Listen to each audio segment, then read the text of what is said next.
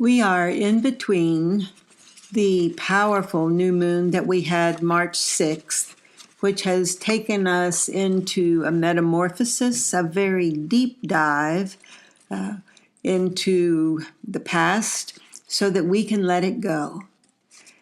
And next comes the full moon on the 20th of March, which will also be the spring forward equinox.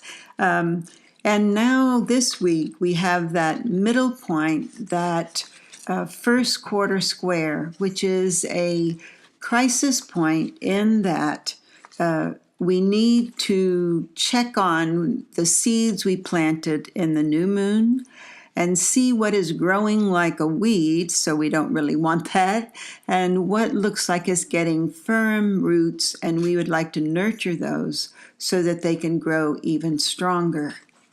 So often something shows up in your life, in the outer world, that looks like a challenge, and it's really telling you where you need to cut back.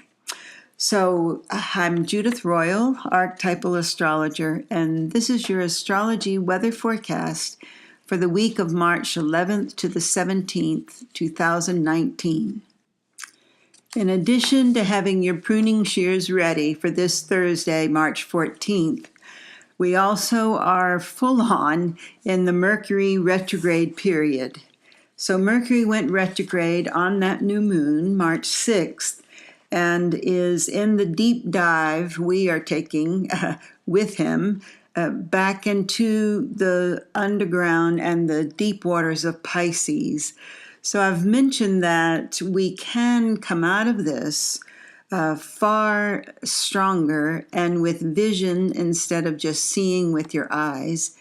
And part of that seems to be that we are having to kind of be blind a little bit to trust our inner vision.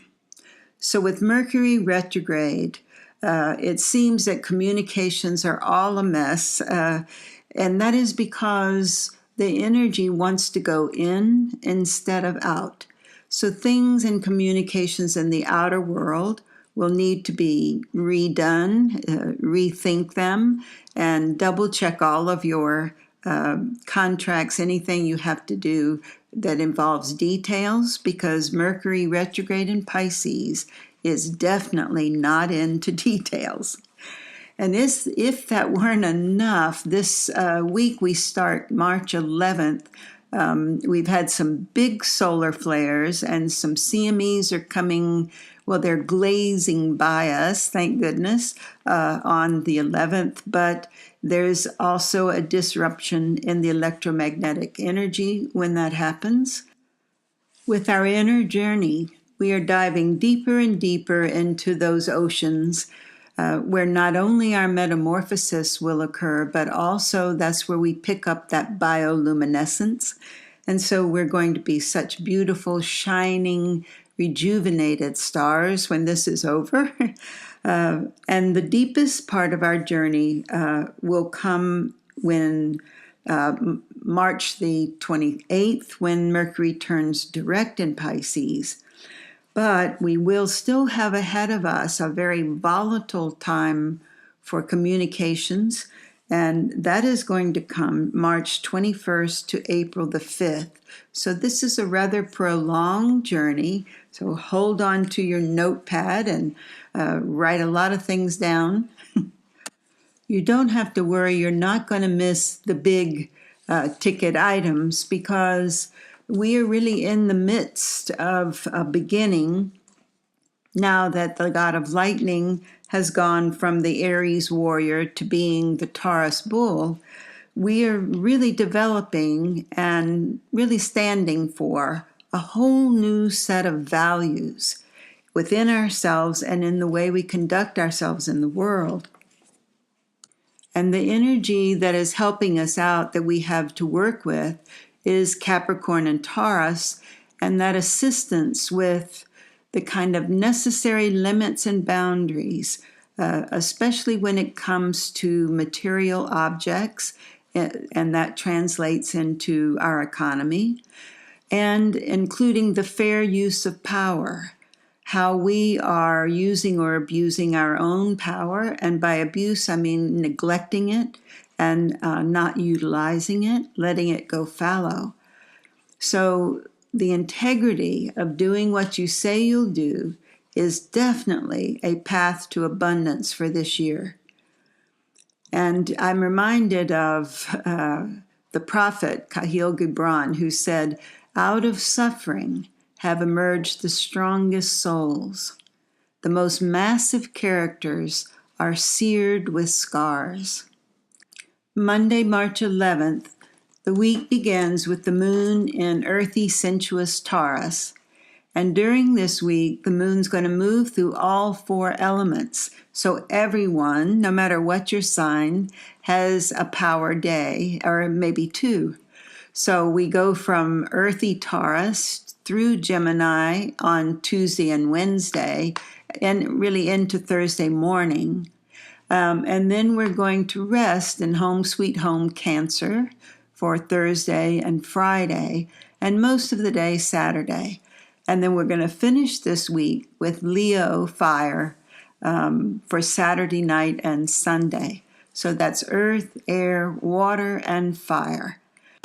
Monday will be deeply meaningful, and I think we will get an awful lot accomplished because the Taurus moon, who's already very practical and practical with money and material things, but the moon is going to have energy from the warrior Mars, so lots of action on the intuitive impulses that you feel.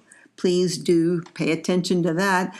And then the day on Monday ends with one of those little pieces of metamorphosis where something within us, up close and personal, undergoes a transformation.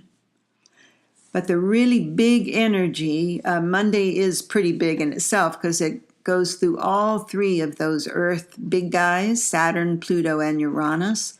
But Thursday is our really big show because it's not only the quarter moon that I mentioned in the beginning, and that will actually be exact at about 3:30 a.m., so most of us will sleep through that. But at the same time, we have some fighting energy coming in the form of Mars. Mars in earthy Taurus, along with Uranus, has an uncharacteristic green thumb. We don't really think of a warrior as having that, but we do right now, and it helps us grow our intentions and actually act on them. We've got this great fighting spirit, but with it, we also have that calm tolerance of other people and their ideas. But at the same time, we stand firm in our own beliefs. Thursday evening, some lovely entertainment, sort of a poetry slam. Please organize one for your family and friends. It's sort of a grand finale. It'll come around dinner time in Pacific Standard Daylight Time, actually, it will be. That will be when the sun, the Pisces sun, pairs with Mercury, who's I've been talking about, also in Pisces. So that is the poet. That is the ability to see the metaphor, to see the symbol in actions around us and feelings within us.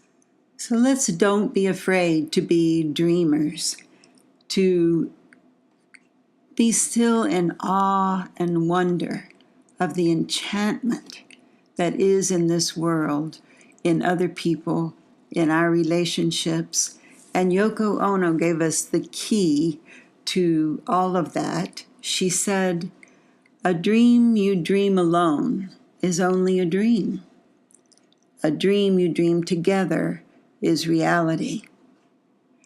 We have now passed the age of inconvenient truth. We've passed the age of whistleblowers, of inspired communications, an age of mutuality, in which we are connected to all people and all things.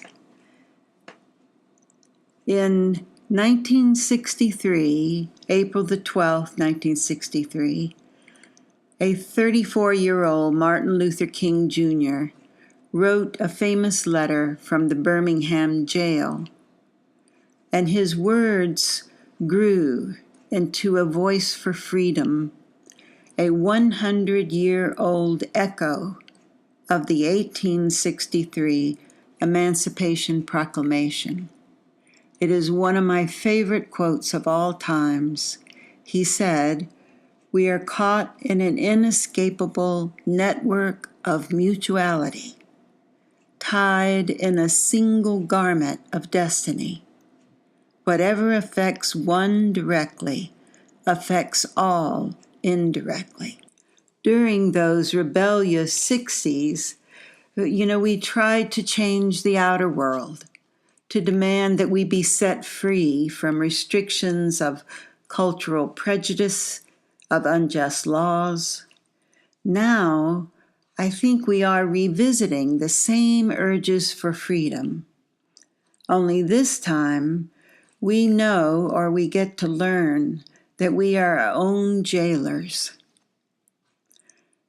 From that Michael, who was in that TV series Prison Break, the Holy Spirit is always slipping in these little truths where we least expect them. And he said, we spend so much of our lives not saying the things we want to say, the things we should say. We speak in code, and we send little messages like origami. So now, plainly, simply, I want to say that I love you very much. And we have with us the force of forgiving and forgetting the past. Thank you for listening, and I love you truly, and spread that message to everybody you can think of. What a wonderful gift. And I'll see you next week for the Libra full moon, the beginning of springtime. Bye for now.